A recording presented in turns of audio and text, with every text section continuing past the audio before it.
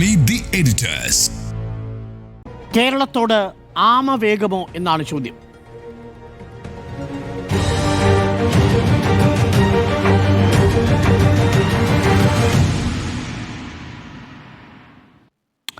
സ്മൃതി, ഈ ബജറ്റ് കേൾക്കുന്ന സമയത്ത് അതിന് തൊട്ടു മുമ്പ് നമുക്ക് വലിയ പ്രതീക്ഷയൊന്നും ഉണ്ടായിരുന്നില്ല. എങ്കിലും ഒരു തെരഞ്ഞെടുപ്പ് കാലമല്ലേ, ഒരു വോട്ട് ബജറ്റാകുമെന്ന് നമ്മൾ പ്രതീക്ഷിച്ചു. ബീഹാറിൻ്റെ തെരഞ്ഞെടുപ്പിൻ്റെ സമയത്ത് ബീഹാറിന് വാരിക്കൊരു കൊടുത്തത് നമ്മുടെ മുന്നിലുണ്ട്. താമരവിത്തിന് പോലും പ്രത്യേകമായിട്ട് വലിയ ആഘോഷപൂർവ്വം കൊടുത്തിരിക്കുന്ന ഗ്രാൻറ്റുകൾ, അതോടെ അവർക്ക് കൊടുത്ത IIT, അവർക്ക് കൊടുത്ത വലിയ സംവിധാനങ്ങൾ, അവർക്ക് പ്രത്യേക പാക്കേജുകൾ, ഇതെല്ലാം കൊടുത്തുകൊണ്ടാണ്. കേരളം, തമിഴ്നാട്, വെസ്റ്റ് ബംഗാൾ തിരഞ്ഞെടുപ്പാണെന്നതേ മറന്നു. ഇനി അത് പോകട്ടെ, നമ്മൾ മുന്നോട്ട് വെച്ച 29 പ്രധാനപ്പെട്ട ആവശ്യങ്ങളുണ്ട്, അത് മറന്നു. 21,000 രൂപയുടെ പ്രധാനപ്പെട്ട പാക്കേജ് വെച്ചു, അത് മറന്നു. അതിവേഗ റെയിൽ, എയിംസ്, ഇതൊക്കെ മറന്നിട്ടാണ് ഒരു ബജറ്റ്. കേരളത്തെ പൂർണ്ണമായും അവഗണിച്ചോ? കേരളത്തെ അവഗണിക്കുന്നത് തുടരുന്നു എന്നുള്ളതാണ്. കഴിഞ്ഞ മോദി സർക്കാർ വന്ന ശേഷം എത്രത്തോളം പ്രഖ്യാപനങ്ങൾ കേരളത്തിലുണ്ട് എന്ന് കൂടി പരിശോധിക്കേണ്ടതുണ്ട്. വിരലിൽ എണ്ണാവുന്ന പ്രഖ്യാപനങ്ങളെ കേരളത്തിൽ ഉണ്ടായിട്ടുള്ളൂ എന്നുള്ളതാണ്. ഇപ്പോൾ അതിവേഗ റെയിലിൻ്റെ കാര്യത്തിൽ പറയുകയാണെങ്കിൽ നോക്കൂ, 2021-22 ബജറ്റിൽ 1100 കിലോമീറ്റർ ദേശീയപാത വികസനത്തിന് നൽകിയ 65,000 കോടി, കൊച്ചി മെട്രോ രണ്ടാം ഘട്ടത്തിന് നൽകിയ 1957 കോടി, കൊച്ചി ഫിഷിംഗ് ഹാർബർ അന്താരാഷ്ട്ര നിലവാരത്തിലുള്ള നവീകരണം, ഇതാണ് വമ്പൻ പദ്ധതികളായി BJP മോദി സർക്കാർ വന്ന ശേഷം കേരളത്തിന് കിട്ടിയിരിക്കുന്ന വലിയ പദ്ധതികൾ എന്ന് പറയാവുന്നത്. അതിലപ്പുറം ഒന്നും ലഭിച്ചിട്ടില്ല എന്നുള്ളതാണ്. ഇന്ന് ഇപ്പോൾ പലപ്പോഴും കേരളം എന്ന് മാത്രം കാണേണ്ടതില്ല, പ്രതിപക്ഷം ഭരിക്കുന്ന സംസ്ഥാനങ്ങൾക്ക് എന്ത് കൊടുക്കുന്നു എന്നതും പ്രധാനപ്പെട്ട ഘടകമാണ്. ബീഹാറിൻ്റെ കാര്യത്തിൽ നടത്തിയതുപോലുള്ള തിരഞ്ഞെടുപ്പ് പ്രഖ്യാപനങ്ങൾ ഈ പറയുന്ന തിരഞ്ഞെടുപ്പ് നടക്കുന്ന മറ്റ് സംസ്ഥാനങ്ങളെയും ആ രൂപത്തിൽ പരിഗണിച്ചിട്ടുണ്ടോ എന്ന് ചോദിച്ചാൽ അങ്ങനെയില്ല എന്ന് വേണം കരുതാൻ. ഇപ്പോൾ തമിഴ്നാട്ടിന് അതിവേഗ റെയിലിൻ്റെ രണ്ട് ട്രെയിനുകളുണ്ട്, അതിവേഗ ട്രെയിനുകൾ 2 എണ്ണമുണ്ട്. പശ്ചിമ ബംഗാളിലുമായി ബന്ധപ്പെട്ടും പ്രഖ്യാപനമുണ്ട്, ഒന്നുണ്ട്. പക്ഷേ അതല്ലാതെ വലിയ പ്രഖ്യാപനങ്ങൾ ഈ പറയുന്ന സംസ്ഥാനങ്ങൾക്കുണ്ടോ എന്ന് ചോദിച്ചാൽ അങ്ങനെയില്ല. കേരളത്തെ പൂർണ്ണമായും അവഗണിച്ചിരിക്കുന്നു എന്ന് പറയുമ്പോൾ എയിംസ്, നമ്മൾ എത്ര കാലമായി ഇത് ചോദിക്കുന്നു, എത്ര കാലമായി എയിംസുമായി ബന്ധപ്പെട്ട് ഇപ്പോൾ നമുക്ക് കേരളത്തിൽ നിന്നും കേന്ദ്ര സഹമന്ത്രിമാരായി അവരുടെ തന്നെ വാഗ്ദാനങ്ങൾ എത്ര തവണ കേട്ടു. അത് പോട്ടെ, എയിംസ് ഏത് ജില്ലയിൽ വേണമെന്ന കാര്യത്തിൽ അവർ തമ്മിലുള്ള തർക്കവും നമ്മൾ കണ്ടതാണല്ലോ. എയിംസ് എന്തായാലും വരുമെന്നുള്ള സിനിമാ സ്റ്റൈലുള്ള പ്രഖ്യാപനം നമ്മൾ കേട്ടതാണല്ലോ. എന്നിട്ടിപ്പോൾ എന്താണ് സംഭവിക്കുന്നത്? അപ്പോൾ പറയുകയാണ് എയിംസിന് സ്ഥലം ഏറ്റെടുത്ത് നൽകാത്തത് കൊണ്ടാണ് ആ പ്രഖ്യാപനം ഉണ്ടാകാത്തത് എന്നും ചില BJP നേതാക്കൾ പ്രതികരിക്കുന്നു.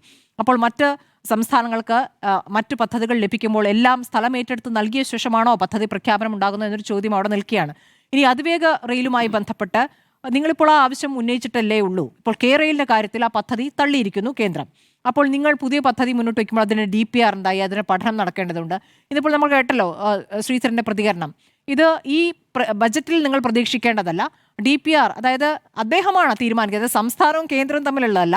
അദ്ദേഹം ശരി, ഇതിൽ വിദഗ്ധൻ തന്നെ, അദ്ദേഹത്തിനെ ഏൽപ്പിച്ചിരിക്കുന്നു. അദ്ദേഹത്തിന് 8 മാസം എടുത്ത് DPR തയ്യാറാക്കുമ്പോൾ അദ്ദേഹം ഓഫീസ് തുറന്നിരിക്കുന്നു. അപ്പോൾ അദ്ദേഹത്തിൻ്റെ പദ്ധതിയാണോ നടപ്പാക്കാൻ പോകുന്നത്? എന്താണ് ഇത്ര ഈ കാര്യത്തിൽ ഒരു ക്ലാരിറ്റി ഇല്ലാത്തത്? അപ്പോൾ നാളെ ഇപ്പോൾ അശ്വിനി വൈഷ്ണവ് കേരളവുമായി ബന്ധപ്പെട്ട റെയിൽ പദ്ധതികൾ എന്താണ് എന്നുള്ള പ്രഖ്യാപനം നടത്തുമെന്ന് പറയുന്നു. ശരിയാണ്, റെയിൽവേ സ്റ്റേഷനുകളുടെ നവീകരണത്തിനൊക്കെ വലിയ തുക കിട്ടിയിട്ടുണ്ട്. നമുക്ക് എല്ലാ റെയിൽവേ സ്റ്റേഷനിലും പോയാലൊക്കെ ഗംഭീരമാക്കുന്നുണ്ട് റെയിൽവേ സ്റ്റേഷനുകൾ. പക്ഷേ നമ്മുടെ ട്രെയിനുകളുടെ കാര്യത്തിൽ നമ്മൾ ആവശ്യപ്പെട്ടത് കിട്ടുന്നുണ്ടോ എന്ന് ചോദ്യം ചോദിച്ചാൽ ഇല്ല. മുമ്പാണെങ്കിൽ റെയിൽവേ ബജറ്റ് വേറെയായിരുന്നു. അപ്പോൾ നമ്മൾ റെയിൽവേ ബജറ്റുമായി ബന്ധപ്പെട്ട് കൂടുതൽ ആവശ്യങ്ങൾ മുന്നോട്ട് വയ്ക്കുമ്പോൾ എന്തെങ്കിലുമൊക്കെ കിട്ടുന്ന ഒരു സാഹചര്യം ഉണ്ടായത്. ഇപ്പോൾ എല്ലാ ബജറ്റും ഒരുമിച്ചാണ്. ആ ഒരുമിച്ചിട്ടുള്ള ബജറ്റ് വരുന്ന സമയത്ത് നമ്മൾ ചോദിച്ച കാര്യങ്ങൾ കിട്ടുന്നില്ല. ഇനിയിപ്പോൾ ഈ പറയുന്ന ഈ ടോട്ടൽ ടാക്സിൻ്റെ 50% കേരളം ആവശ്യപ്പെട്ടല്ലോ, GST, അത് ഇല്ല, അത് 41 നിലനിർത്തുന്നു എന്ന് പറയുമ്പോൾ നാഷണൽ GSDPക്ക് കോൺട്രിബ്യൂട്ട് ചെയ്യുന്നു എന്നാണ് അതിൻ്റെ ക്രൈറ്റീരിയ. അപ്പോൾ എത്രയാണ് നമ്മൾ കോൺട്രിബ്യൂട്ട് ചെയ്യുന്നത് അതിനനുസരിച്ച് തിരിച്ചു കിട്ടുമെന്നുള്ളതാണ് അതിൻ്റെ ക്രൈറ്റീരിയയായി പറയുന്നത്. അങ്ങനെ നോക്കുമ്പോൾ കേരളത്തിന് കഴിഞ്ഞ തവണത്തേത് മാത്രമായിട്ട് താരതമ്യം ചെയ്തുകൊണ്ടുള്ള പ്രതികരണമാണ് വരുന്നത്. അത് 1.92 കഴിഞ്ഞ തവണ, ഇത്തവണ അത് 2.38 ഉയർന്നിട്ടുണ്ട് എന്ന് പറയുമ്പോൾ അതിലുള്ള വിഹിതം കൊല്ലത്തിൽ 20,000 കോടി രൂപ എന്ന രൂപത്തിൽ സംസ്ഥാനത്തിന് കിട്ടുമത്രേ.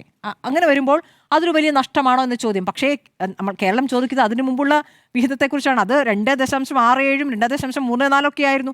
അപ്പോൾ അതുകൂടി പരിഗണിക്കണമെന്നുള്ള ആവശ്യം കേരളം പറയുമ്പോൾ കഴിഞ്ഞ തവണത്തിൽ നിന്നും ഇത്തവണ കൂടിയിട്ടുണ്ടല്ലോ എന്നൊരു മറുപടിയാണ് പറയുന്നത്. അപ്പോൾ 0.4% ചെറിയ കണക്കല്ല എന്ന് മറുവാദം ഉയരുന്നുണ്ട്. അത് നമുക്ക് നോക്കാം. അങ്ങനെ നോക്കുമ്പോൾ 20,000 കോടി എന്ന് പറയുമ്പോൾ ഈ 20,000 കോടി, അതായത് കേന്ദ്ര വിഹിതത്തിനനുസരിച്ച് കേരളം ചില പദ്ധതികൾ ഇട്ടിരുന്നല്ലോ, അതായത് കേരളത്തിൻ്റെ ബജറ്റിൽ, അതിന് പര്യാപ്തമായ തുക അതിൽ നിന്ന് കിട്ടും എന്നൊരു വാദം കൂടി ഉയരുന്നുണ്ട്. ഇനി നമുക്ക് എന്താണ് പലപ്പോഴും നമ്മുടെ വിഹിതം കുറയുന്നതിന് പറയുന്ന കാര്യം, നമ്മൾ നല്ല ഉന്നത നിലവാരത്തിലാണ് എന്നുള്ളതാണ്. അതാണ് നമ്മുടെ പോരായ്മയാണോ? നമുക്ക് കിട്ടിയ കിട്ടിയ പദ്ധതികൾ അല്ലെങ്കിൽ നമ്മുടെ ഒരു ജീവിത സാഹചര്യം, നമ്മുടെ പഠന നിലവാരം പൊതുവെ നിലവാരത്തിലുള്ളതാണ് എന്നുള്ളത് കൊണ്ട് തന്നെ നമ്മുടെ ജീവിത ശൈലികളും ജീവിത രീതികളൊക്കെ വ്യത്യാസമാണ്. അത് യു പിയുമായി താരതമ്യം ചെയ്യാൻ പറ്റില്ല. യു പിയുടെ പോപ്പുലേഷൻ യു പിയുടെ വലിപ്പവുമായിട്ട് താരതമ്യം ചെയ്തുകൂടാ. അവർക്ക് അത് കൂടുതൽ വിഹിതം കൊടുക്കുമ്പോൾ അതിനനുസരിച്ചുള്ള വികസനവും മാറ്റവും അവർക്ക് അവിടെ ഉണ്ടാകുന്നുണ്ടോ? അതത് സർക്കാരുകളാണ് അതിന് മറുപടി പറയുന്നത്, സംസ്ഥാന സർക്കാരുകളാണ് മറുപടി പറയുന്നത്. ഇവിടെ കാലങ്ങളായി ഭരിച്ചു വരുന്ന സംസ്ഥാന സർക്കാരും കേരളത്തിൻ്റെ സംസ്കാരവും ഒക്കെ വെച്ച് നോക്കുമ്പോൾ ആ രൂപത്തിൽ വലിയ നിലവാരം കാണിക്കുന്നു എന്നതുകൊണ്ട് നമുക്കുള്ള വിഹിതം കുറഞ്ഞുകൂടാ. അതായത് ഇനി അവരൊക്കെ നമ്മുടെ നിലവാരത്തിലേക്ക് എത്തുന്നതുവരെ നമുക്കധികം വിഹിതമില്ല എന്ന് പറയുന്നതാണോ അതിൽ ന്യായീകരണം എന്ന ചോദ്യമുണ്ട്. അത് എന്ത് തരം ന്യായീകരണമാണ്? അതെങ്ങനെയാണ് അതൊരു താരതമ്യത്തിന് സാധ്യമാകുക എന്നൊരു ചോദ്യം വരുന്നത്. ആ ചോദ്യം ശക്തമായി കേരളം ഉന്നയിക്കുക തന്നെ വേണം. കേരളം ഇപ്പോൾ ഇവിടെ സംസ്ഥാന സർക്കാരും പ്രതിപക്ഷവും അക്കാര്യത്തിൽ ഒറ്റക്കെട്ടാണ് എന്നുള്ളതാണ് ഇതിലെ ഏറ്റവും പ്രധാനപ്പെട്ട കാര്യം. BJP സംസ്ഥാന അധ്യക്ഷന്റെ പ്രതികരണവും ഇക്കാര്യത്തിൽ വളരെ ശ്രദ്ധിക്കേണ്ട ഒരു കാര്യമാണ്. അതായത് ഡബിൾ എഞ്ചിൻ വന്നാൽ നിങ്ങൾക്ക് കിട്ടും, അപ്പോൾ ഡബിൾ എഞ്ചിൻ ഇല്ലെങ്കിൽ നിങ്ങൾക്ക് കിട്ടില്ല എന്ന് പറഞ്ഞാൽ എന്താണ് അതിനർത്ഥം? ഞങ്ങൾ ഭരിക്കുന്ന സംസ്ഥാനങ്ങൾ അല്ലെങ്കിൽ NDAയുടെ ഭാഗമായിട്ട് സംസ്ഥാനങ്ങൾക്കേ വിഹിതം കിട്ടൂ എന്നുകൂടി അതിനർത്ഥമുണ്ട്. അല്ലെങ്കിൽ ഇത്രയേ കിട്ടൂ, നിങ്ങൾ ഉള്ളത് കൊണ്ട് തൃപ്തിപ്പെടൂ, ഇതാണ് ഞങ്ങളുടെ ശൈലി എന്നാണ് അദ്ദേഹം പറയുന്നതിൻ്റെ അർത്ഥം. അത് അദ്ദേഹം പറയുന്നതാണോ അതോ BJP കേന്ദ്ര സർക്കാരിന്റെ നിലപാട് തന്നെയാണോ എന്നുള്ളതാണ് നമുക്കറിയണം. ഇനി ആവാസ വ്യവസ്ഥയ്ക്കുള്ള വിഹിതമൊക്കെയാണോ അവർ പറയുന്ന ഒരു കാര്യം. നമുക്കിവിടെ കേരളത്തിൽ നേരത്തെ ഉണ്ടെന്നേ. ഇപ്പോൾ PT ഉഷയുടെ നാട് പയ്യോളിയിലൊക്കെ നേരത്തെ തന്നെ വടകര ഭാഗത്തൊക്കെ നേരത്തെ ആ കാര്യങ്ങളൊക്കെ ഉണ്ട്. കടലാമകളുടെ മുട്ട പ്രചരണത്തിലുള്ള ഒരു സംവിധാനങ്ങളൊക്കെ നേരത്തെ ഉണ്ട്. അപ്പോൾ അതിന് ഉള്ളൊരു വിഹിതം കേരളത്തിന് വലിയ സംവിധാനമായി പറയുന്നു. ഇനി കേര കർഷകർക്കുള്ള പദ്ധതി എന്നുള്ളതും അതും നമുക്കുള്ളൊരു നേട്ടമായി പറയാം. അതുമാത്രമാണ് ഇപ്പോൾ ഈ ആദായ നികുതി കാര്യത്തിൽ കുറച്ചുകൂടി ലളിതവൽക്കരിച്ചു എന്നുള്ള കാര്യം മാത്രം. അത് കേരളം എന്നുള്ള മുഴുവൻ സംസ്ഥാനങ്ങൾക്കും ആശ്വാസകരമാകുമോ എന്നുള്ള കാര്യം മാത്രമാണ് അതിൽ പ്രതീക്ഷ നൽകുന്ന ഏക കാര്യം എന്നാണ് എനിക്ക് തോന്നുന്നത്. ഓക്കെ, ജിമ്മിയിലേക്ക് എത്തിയാൽ ജിമ്മി എങ്ങനെയാ കാണുന്നത് ബഡ്ജറ്റിനെ? അല്ല, ഇന്ന് രാവിലെ കേട്ടൊരു തമാശയാണ്. ദക്ഷിണാമൂർത്തി സ്വാമിയോട് പാട്ട് ഒരു പുതിയൊരു പാട്ടുകാരനെ കൊണ്ട് നിർത്തിയിട്ട് പാടിപ്പിച്ചു. എന്നിട്ട് എങ്ങനെയുണ്ട് സ്വാമി, ജുബ്ബ കൊള്ളാം എന്ന് പറഞ്ഞു എന്നാണ് തമാശ. എന്ന് പറഞ്ഞ പോലെ നിർമ്മല സീതാരാമന്റെ സാരി കൊള്ളാം എന്നുള്ളതാണ് ഈ ബജറ്റ്. കാഞ്ചീപുരം സാരിയായിരുന്നു. അത് മാത്രമാണ് ഇന്ന് അതിനെക്കുറിച്ച് പറയാനുള്ള ഒരൊറ്റ നല്ല കാര്യം. അത് കേരളത്തോടോ വേറെ ഏതെങ്കിലും സംസ്ഥാനങ്ങളോടുള്ള കൊതിക്കറിവോ വേറെ ഏതെങ്കിലും സംസ്ഥാനങ്ങളോട് കൂടുതൽ കൊടുത്തു എന്ന് മാത്രമല്ല, നിങ്ങൾ മുഴുവൻ ബജറ്റ് എസ്റ്റിമേറ്റുകളും കഴിഞ്ഞ തവണത്തെ വ്യാഖ്യാനങ്ങളും കഴിഞ്ഞ തവണത്തെ വാദങ്ങളും എടുത്തു വെച്ച് ഒന്ന് വെറുതെ ഒന്ന് കമ്പയർ ചെയ്ത് നോക്കൂ. കഴിഞ്ഞ തവണ ഏറ്റവും കൂടുതൽ നമ്മളെ ബജറ്റിൽ പ്രധാനമന്ത്രിയുടെ വിഷൻ ആയി അവതരിപ്പിച്ചത് പഠിച്ചിറങ്ങുന്നവർക്കുള്ള ഇൻറ്റേൺഷിപ്പ് പദ്ധതിയായിരുന്നു, പ്രധാനമന്ത്രിയുടെ ഇൻറ്റേൺഷിപ്പ് പ്രോഗ്രാം. ആ ഇൻറ്റേൺഷിപ്പ് പ്രോഗ്രാമിൻ്റെ കണക്ക് നോക്കുകയായിരുന്നു 10,000 കോടിയാണ്. 10,831 കോടി ആണ് പ്രധാനമന്ത്രിയുടെ ഈ പദ്ധതിക്ക് വേണ്ടി ബജറ്റിൽ വെച്ചത്. എത്ര ചിലവായെന്നറിയോ? 526 കോടി. 526 കോടി. 10,800 കോടി പറഞ്ഞു കൊടുത്ത് 526 കോടി. ആ പദ്ധതി പൊളിഞ്ഞടുങ്ങി വാചകമടി മാത്രമായിരുന്നു അതിന് നടന്നത്. ഇനി പ്രധാനമന്ത്രി ആവാസ് യോജന, നമ്മുടെ ലൈഫ് മിഷന് ബദലായിട്ട് ഞങ്ങൾക്ക് അതുണ്ട്, ഇതുണ്ട്, അർബനുണ്ട്, റൂറലുണ്ട്. ഈ രണ്ട് സ്കീമുകളായിട്ടുള്ളതാണ്. അതിന് കഴിഞ്ഞ ബജറ്റിൽ ചെലവഴിച്ച തുക വെച്ച് നോക്കുമ്പോൾ 45,000 കോടി രൂപ കുറവാണ് ചെലവഴിച്ചത് കഴിഞ്ഞ വർഷം. ജൽജീവൻ മിഷൻ അത് 2028 വരെ വളരെ വലിയ ഇന്ത്യയുടെ വലിയ ആവശ്യമാണെന്ന് പറഞ്ഞ് ഇന്ന് BJPയുടെ സംസ്ഥാന പ്രസിഡന്റ് ജൽജീവൻ മിഷൻ എന്തായി, കേരളം എന്ത് ചെയ്തു എന്ന് ചോദിച്ചിരുന്നു. അതിൻ്റെ 67,000 കോടി രൂപയാണ് ബജറ്റ് എസ്റ്റിമേറ്റ്. വെറും 17,000 കോടി രൂപയാണ് ചെലവഴിച്ചത്. ഞാനീ പറയുന്നത് കഴിഞ്ഞ വർഷത്തെ തള്ളും ഇപ്പോൾ ഈ ബജറ്റ് വരുമ്പോൾ എപ്പോഴും ശ്രദ്ധിക്കേണ്ടത് ഓരോ വർഷത്തെ തള്ള് മാത്രമല്ല ബജറ്റിലുള്ളത്. കഴിഞ്ഞ വർഷത്തെ തള്ളിൽ എത്ര ശരിക്കും നടന്നു എന്നതുകൂടി അവസാന ഭാഗത്ത് വായിക്കുമ്പോൾ അത് BE budget estimate, budget actuals പറഞ്ഞു വരും, റിവൈസ്ഡ് എസ്റ്റിമേറ്റും വരും. അത് ശ്രദ്ധിച്ചാൽ മനസ്സിലാവും. അത് ഒരുപാട് മേഖല. ഇപ്പോൾ കൃഷിയെക്കുറിച്ച് പറഞ്ഞാൽ 8,000 കോടി രൂപ കുറവാണ് ചെലവഴിച്ചത്. വിദ്യാഭ്യാസത്തിന് പറഞ്ഞതിനേക്കാൾ 1,00,000 കോടി പോലും ഇല്ല, അതിനകത്ത് പോലും 7,000 കോടിയാണ് കുറവ്. ആരോഗ്യ മേഖലയിൽ 3,500 കോടി രൂപ കുറവ്. റൂറൽ ഡെവലപ്മെൻറ്റ് 52,000 കോടി രൂപ കുറവാണ് ചെലവഴിച്ചത്. ഇതാണ് ഈ സർക്കാരിൻ്റെ ട്രാക്ക് റെക്കോർഡ്. സാമൂഹിക സുരക്ഷാ മേഖലയിൽ 10,000 കോടി രൂപ കുറവുമാണ്. ഈ സർക്കാരിൻ്റെ ട്രാക്ക് റെക്കോർഡ് ഇങ്ങനെയായിരിക്കെ എന്തായിരുന്നു ഈ സർക്കാർ നമ്മൾ പ്രതീക്ഷിച്ചത്? ഇന്ത്യക്ക് മൊത്തം ഒരു വലിയ പ്രശ്നമുള്ളത് ഇന്ത്യയുടെ വിദേശത്തേക്കുള്ള കയറ്റുമതികളൊക്കെ ട്രംപിൻ്റെ സഹായം കൊണ്ട് പല മാർക്കറ്റുകളും വിദേശത്തുള്ള നമുക്ക് ഇടിയുന്നു, ലോകത്ത് വ്യാപാരം നടക്കുന്നു. അപ്പോൾ ആഭ്യന്തര മാർക്കറ്റുകളെ സജീവമാക്കണം, ഇന്ത്യയിൽ സാധാരണക്കാരൻ്റെ കയ്യിലേക്ക് പണം വന്നു ചേരണം എന്നുള്ളതായിരുന്നു. റൂറൽ മേഖലയിൽ സാധാരണക്കാരൻ്റെ കയ്യിൽ പണം വന്നു ചേരാനുള്ള ഏറ്റവും നല്ല പരിപാടിയായിരുന്നു നാരേഗ, ഗ്രാമീണ തൊഴിലുറപ്പ് പദ്ധതി. അത് നശിപ്പിച്ച് ഇല്ലാതാക്കി. ഇനിയിപ്പോൾ സംസ്ഥാനത്തിൻ്റെ പടവും കൂടെ വന്നാലേ അതാകുമെന്നുള്ളത് ഉറപ്പായി. ഞാൻ ഈ വായിച്ച മുഴുവൻ മേഖലയും, അതായത് തൊഴിൽ, വിദ്യാഭ്യാസം, സാധാരണക്കാർക്കുള്ള പാവപ്പെട്ടവർക്കുള്ള വീട്, അവരുടെ ജോലി, ഈ പദ്ധതികൾ മുഴുവൻ കേന്ദ്ര സർക്കാരിൻ്റെ പണത്തിൻ്റെ ചെലവ് വല്ലാതെ കുറഞ്ഞിരിക്കുകയാണ്. എന്ന് മാത്രമല്ല ഇവിടുത്തെ പ്രശ്നം കേന്ദ്ര സർക്കാരിന് എന്തെങ്കിലും പ്രത്യേകിച്ച് സംസ്ഥാനങ്ങളങ്ങ് നശിപ്പിച്ചു കളയാമെന്നുള്ളതല്ല. സ്ഥിതി അതാണ് കേന്ദ്രത്തിൻ്റെ. കാരണം കഴിഞ്ഞ തവണത്തെ നമ്മൾ കേരളത്തെക്കുറിച്ച് പറയുന്ന കടക്കണിയുണ്ടല്ലോ, കേന്ദ്രത്തിൻ്റെ വായിച്ചു തരാം. അതായത് കഴിഞ്ഞ തവണത്തെ 11.5 ലക്ഷം കോടിയാണ് ലോണുകൾക്കുള്ള പലിശ. അത് അടുത്ത വർഷം എസ്റ്റിമേറ്റ് ചെയ്തിരിക്കുന്നത് 12.25 ലക്ഷം കോടിയിലേക്കാണ്. ഏതാ കടത്തിനുള്ള പലിശ മാത്രം. ഇവിടെയാണ് കേന്ദ്രം എത്ര വലിയ കുഴപ്പത്തിലേക്കാണ് പോകുന്നത് എന്നുള്ളതിൻ്റെ തെളിവ്. അടുത്തത് GSTയുടെ വളർച്ചാ നിരക്ക്. നമ്മളിപ്പോൾ ഈ കഴിഞ്ഞ ദിവസങ്ങളിൽ പറഞ്ഞു 200 വാർഷികമായി 200 കോടിക്ക് മുകളിലേക്ക് കാര്യങ്ങൾ പോകുന്നു. 1 ലക്ഷം കോടിക്ക് മുകളിലേക്ക് മാസം GSTയുടെ പിരിവ് കൂടുകയാണെന്ന് പറയുന്നു. പക്ഷേ വളർച്ചാ തോത് എന്താണ്? കഴിഞ്ഞ വർഷം 11% GSTയുടെ വളർച്ച. അത് 9% ഇതിന് മുമ്പത്തെ വർഷം. ഇപ്പോഴത്തെ ബജറ്റ് എസ്റ്റിമേറ്റ് അനുസരിച്ച് അത് 6.7% കുറഞ്ഞിരിക്കുകയാണ്. നോക്കൂ, 3 വർഷം മുമ്പുള്ള GSTയുടെ വളർച്ചാ തോതിൻ്റെ ഏതാണ്ട് കാൽഭാഗം നമുക്ക് നഷ്ടപ്പെട്ടിരിക്കുന്നു. ഇന്ത്യക്ക് വളർച്ചയുടെ വേഗത കുറയുകയാണ്. ഇന്ത്യക്ക് ആഭ്യന്തര മാർക്കറ്റുകളെ ശക്തിപ്പെടുത്താനുള്ള എല്ലാ ശക്തികളും ചോരുകയാണ്. അവിടെയാണ് വളരെ അടിസ്ഥാനപരമായൊരു പ്രശ്നം കേന്ദ്രത്തെ അഭിമുഖീകരിക്കുന്നത്. അതുകൊണ്ട് തന്നെയാണ് ഒന്നിനും പണമില്ലാത്തത്. ജൽജീവൻ മിഷനൊക്കെ 68,000 കോടി പറഞ്ഞിട്ട് 17,000 കോടി ചിലവാക്കിയെന്ന് പറഞ്ഞാൽ അതിൻ്റെ അർത്ഥം പണമില്ല എന്നുള്ളത് തന്നെയാണ്. പ്രധാനപ്പെട്ട എല്ലാ പരിപാടികൾക്കും പണം വെട്ടിക്കുറച്ചുകൊണ്ട് ലോണിൻ്റെ പലിശയ്ക്ക് പണം കണ്ടെത്താൻ നെട്ടോട്ടമോടുന്ന ഒരു സർക്കാർ. അതോടൊപ്പം GST പദ്ധതി പാളുന്നതിൻ്റെ ഒരുപാട് ലക്ഷണങ്ങൾ. വളർച്ച 11% നിന്ന് 6.79 എന്ന് പറഞ്ഞാൽ വളരെ വലിയ വീഴ്ചയാണ്. അതുകൊണ്ടാണ് 3-4 മാസങ്ങൾക്ക് മുമ്പ് വളരെ സമ്മർദ്ദം ചെലുത്തി GST നിരക്കുകൾ കുറച്ചത്. എന്നിട്ടും കാര്യങ്ങൾ മുന്നോട്ട് വരുന്നില്ല എന്നുള്ളതാണ് ഇന്ത്യയിലെ മൊത്തം കണക്ക് വളർച്ചാ തോതിൻ്റെ കാര്യത്തിൽ. ഇതാണ് വിഷയം. ഇതാണ് ബജറ്റിനെ കുറിച്ചുള്ള ദേശീയ തലത്തിലുള്ള വീക്ഷണമായി പറയാൻ ഉദ്ദേശിക്കുന്നത്. അതോടൊപ്പം എന്തുകൊണ്ട് കേരളത്തെ മറന്നു? കേരളത്തെ സ്ഥിരമായി മറന്നുകൊണ്ടിരിക്കുകയാണ്. പല ആവശ്യങ്ങളുണ്ട്. പക്ഷെ അതൊന്നും ഏതെങ്കിലും ഒരു പദ്ധതിയുടെ പേരിൽ, ഉദാഹരണത്തിന് നമുക്ക് കുറേ കാലം ഏറ്റവും വലിയ വിവാദം പാലക്കാട് കോച്ച് ഫാക്ടറി. എല്ലാ ബജറ്റ് വരുമ്പോഴും പാലക്കാട് കോച്ച് ഫാക്ടറി എവിടെ എന്ന് ചോദിക്കും. അവസാനം ഇപ്പോൾ ആരും ചോദിക്കാറില്ല, അതങ്ങ് പോയി എന്ന് പറഞ്ഞതുപോലെയാണ് എയിംസിൻ്റെ കാര്യവും കുറേ നാൾ നമ്മൾ പറഞ്ഞുകൊണ്ടിരിക്കും. അവസാനം ആർക്കും വേണ്ട, അതങ്ങ് അവസാനിക്കും. കേരളത്തെ പ്രത്യേകമായി തൊടുന്ന, കേരളത്തിൻ്റെ സാമ്പത്തിക മേഖലയെ ശക്തിപ്പെടുത്തിയ ഏതെങ്കിലും പ്രത്യേക പദ്ധതികൾ ഒഴിവാക്കി എന്നുള്ളത് ഒരു പുതിയ കാര്യമല്ല. പക്ഷേ തെരഞ്ഞെടുപ്പ് കാലത്തെങ്കിലും BJP കേരളത്തെ ഓർക്കാതെ പോയോ? അത് അത്ഭുതമാണ്. അതേസമയം പശ്ചിമ ബംഗാൾ, തമിഴ്നാട് ഇവരെയും അങ്ങനെ കാര്യമായി ഓർത്തിട്ടില്ല. ഒരു പക്ഷേ ഒരു ട്രിക്കാവാം. ഇനി 3 മാസമുണ്ട്, എന്തെങ്കിലുമൊക്കെ വരുന്നെങ്കിൽ വരട്ടെ, നമുക്ക് നോക്കാം. പക്ഷേ എന്തായാലും തൽക്കാലം നമ്മളെ മൈൻഡേ ചെയ്തിട്ടില്ല. BJPക്കാർ ഇന്ന് വല്ലാതെ ബുദ്ധിമുട്ടുന്നുണ്ട്. ചിലപ്പോൾ ഡൽഹിയിൽ മോദിയുടെ വീട്ടിൽ സത്യാഗ്രഹം ഇരിക്കാനുള്ള സാധ്യതയുണ്ട്. ഇതുപോലൊരു കൊലച്ചതി അങ്ങ് ചെയ്തല്ലോ എന്ന് പറഞ്ഞ് ചിലപ്പോൾ തിരിച്ചു വന്ന് പുതിയ പ്രഖ്യാപനങ്ങൾ വരുമായിരിക്കാം. നമുക്ക് കാത്തിരിക്കാം. പക്ഷേ തൽക്കാലം BJP ആണ് ഡിഫൻസിലായത്. തിരുവനന്തപുരം പോലെ അവർ പ്രതീക്ഷിച്ചിരുന്ന 4 നിയോജക മണ്ഡലങ്ങളിലും ജയിക്കുമെന്ന് പറഞ്ഞെടുത്ത് ഒരു കൈത്താങ്ങൽ പോലും ഉണ്ടാകാതെ വരിക, അതുള്ളത് ഒരു പക്ഷേ വളരെ വലിയ തിരിച്ചടിയാണ്. ചിലപ്പോൾ ഞാൻ പറഞ്ഞതുപോലെ ഒരു തന്ത്രവുമായിരിക്കാം. ഇനി കേരളത്തിൻ്റെ സാമ്പത്തിക സ്ഥിതി, കേരളം ആവശ്യപ്പെട്ടതനുസരിച്ചാണെങ്കിൽ കേരളത്തിന് കുറേ കാലമായി നമ്മൾ അടയ്ക്കുന്ന നികുതി, ആ നികുതി പണം ചേർന്നാണ് കേന്ദ്രത്തിൻ്റെ ടാക്സ് മൊത്തത്തിലുള്ള ഫണ്ട് വരുന്നത്. അതിൽ നിന്ന് ഞങ്ങൾക്ക് തീരെ കുറച്ചാണ് തരുന്നത്. കേരളത്തിന് 4% വരെ കിട്ടിയിരുന്നത് നമ്മളിപ്പോൾ 1% താഴേക്ക് എത്തിയിരിക്കുന്നു ഒരു 20 വർഷം കൊണ്ട്. ഇത് കൊലച്ചതിയാണ് എന്ന് കേരളം എല്ലാ കാലത്തും പറയുകയും എല്ലാ സാമ്പത്തിക വിദഗ്ധരും അത് ശരിയാണെന്ന് അംഗീകരിക്കുകയും, പക്ഷേ ഒരുത്തൻ പോലും, ഒരു കേന്ദ്രത്തിൻ്റെ അധികാരത്തിലിരിക്കുന്ന ഒരാൾ പോലും നമ്മളെ തിരിഞ്ഞു നോക്കാതെ ആക്കുന്ന ഒരു അവസ്ഥയുമുണ്ട്. വളരെ ചെറിയൊരു വർധനം എന്തായാലും ഇത്തവണ ഉണ്ടായിട്ടുണ്ട്. 1.9 നിന്ന് 2.3 മാറിയിരിക്കുന്നു. സത്യത്തിൽ അത് എത്ര രൂപയായി മാറും? അതാണല്ലോ ശതമാനക്കണക്കല്ലോ, എത്ര രൂപയായി മാറും?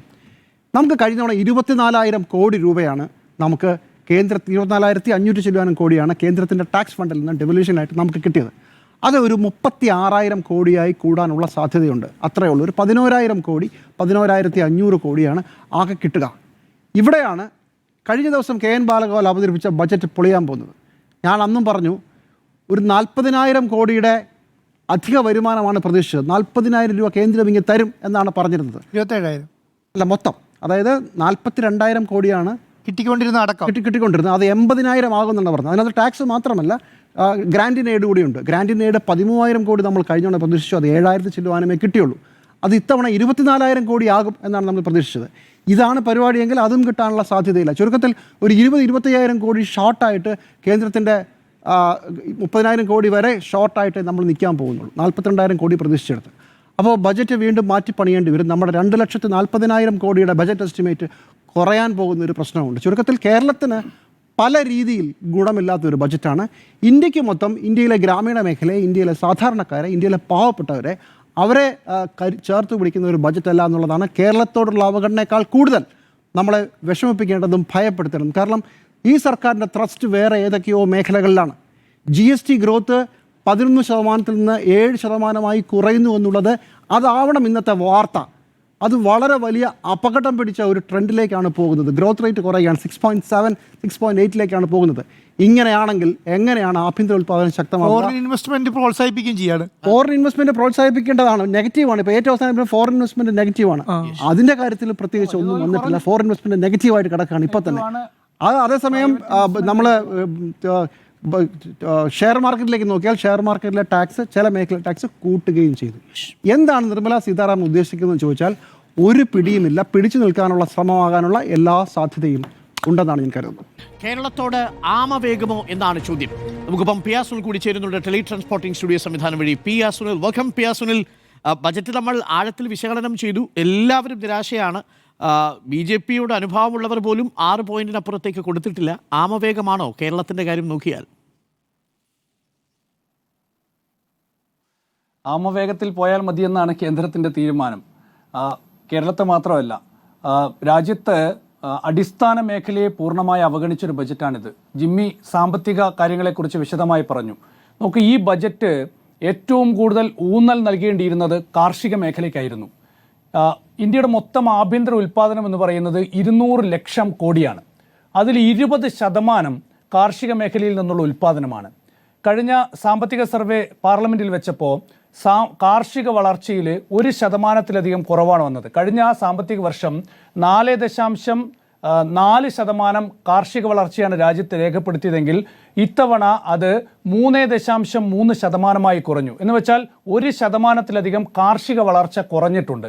അപ്പോൾ 1% കാർഷിക വളർച്ച കുറയുമ്പോൾ നോക്കൂ, 20%, അതായത് മൊത്തം ആഭ്യന്തര ഉൽപ്പാദനം എന്ന് പറയുന്നത് 200 ലക്ഷം കോടിയാകുമ്പോൾ അതിൻ്റെ 20 ലക്ഷം കോടി കാർഷിക മേഖലയിൽ നിന്നാണ് വരുന്നതെങ്കിൽ അതിൻ്റെ 1% എന്ന് പറയുന്നത് 4 ലക്ഷം കോടി രൂപയാണ്.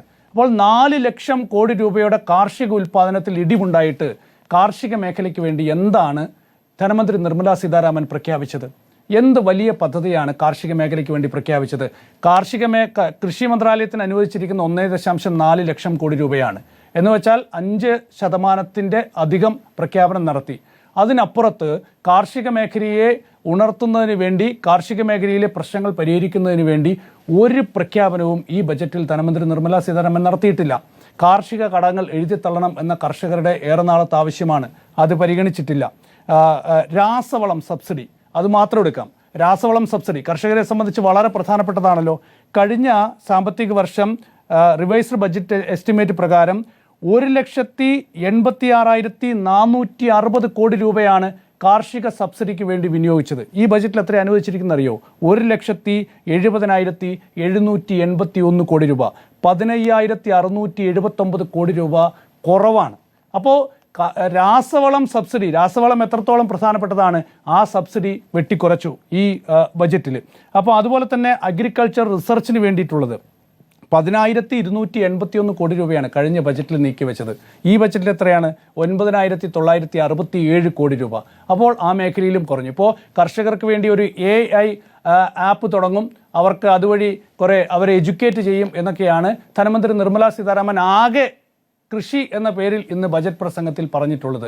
ഇപ്പോൾ കേരളത്തിൻ്റെ കാര്യം എടുത്താൽ കേരളത്തിൽ ഇപ്പോൾ കൊക്കോ, അതുപോലെ തന്നെ കോക്കനട്ട്, കാഷ്യൂ, ചന്ദനം എന്നിവ പ്രോത്സാഹിപ്പിക്കുന്നതിന് വേണ്ടിയുള്ള പദ്ധതി നടപ്പാക്കുമെന്ന് പറഞ്ഞു. 320 കോടി രൂപ മാത്രമാണ് നീക്കി വെച്ചിരിക്കുന്നത്. അപ്പോൾ മൊത്തത്തിൽ നമ്മളിത് കൂട്ടി വായിക്കുമ്പോൾ നമ്മൾ മനസ്സിലാക്കേണ്ടത് എന്താണ്? കാർഷിക മേഖല എന്ന് പറയുന്നത് ഇവരുടെ ചിത്രത്തിലേ ഇല്ല. ഇനി ഈ പദ്ധതി പ്രഖ്യാപിച്ചല്ലോ, കൊക്കോ, അതുപോലെ കാഷ്യൂ, ചന്ദനം പ്രഖ്യാപിച്ചല്ലോ. കഴിഞ്ഞ ബജറ്റിൽ ബീഹാർ തെരഞ്ഞെടുപ്പ് നടന്നപ്പോൾ മക്കാന ബോർഡ് പ്രഖ്യാപിച്ചല്ലോ. ഈ ബജറ്റിൽ അതുമായി ബന്ധപ്പെട്ട ഒരു പരാമർശവും ഉണ്ടായിട്ടില്ല. അതുപോലെ തന്നെ കഴിഞ്ഞ ബജറ്റിൽ പ്രഖ്യാപിച്ച വേറെ പ്രധാനപ്പെട്ട കുറേ സാധനങ്ങളുണ്ട് കാർഷിക മേഖലയ്ക്ക്. Cotton technology mission, mission on pulses, hybrid seed, ഒരു പ്രഖ്യാപനവും ഈ ബജറ്റിലില്ല. ആ പദ്ധതികൾക്ക് വേണ്ടി എന്തെങ്കിലും ഒരു തുക ഈ ബജറ്റിൽ പ്രഖ്യാപിച്ചിട്ടുമില്ല. അപ്പോൾ ഇതിങ്ങനെ പ്രഖ്യാപിച്ചു പോകും. ജിമ്മി പറഞ്ഞതുപോലെ അടുത്ത ബജറ്റ് ആകുമ്പോൾ അത് മറന്നു പോകും.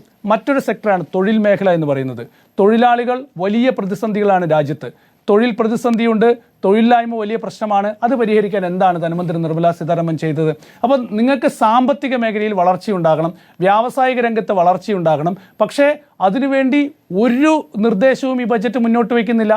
സാമ്പത്തിക വളർച്ച പ്രതിസന്ധി പരിഹരിക്കാനുള്ള, സാമ്പത്തിക വളർച്ച നിലനിർത്താനുള്ള ഒരു നിർദ്ദേശവും ഈ ബജറ്റ് മുന്നോട്ട് വയ്ക്കുന്നില്ല. അതുകൊണ്ടാണ് ഓഹരി വിപണി അടക്കം തകർന്നു പോയത് ഈ ബജറ്റ് പ്രഖ്യാപനം വന്നതിന് പിന്നാലെ.